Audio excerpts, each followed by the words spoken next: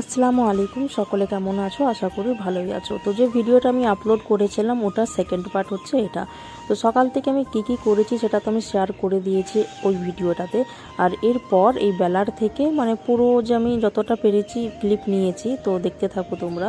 তো সকাল থেকে নাস্তা করে জামাগুলো আমার প্রায় বাগানো হয়ে গিয়েছিল, তারপর বেলা হয়ে গিয়েছিল। তো আমি ভাবলাম যে দুপুরে রান্না তো করতেই হবে। তো যেহেতু চিকেনটা ছিল না সেই জন্য আমি অতটা মাথায় আনিনি।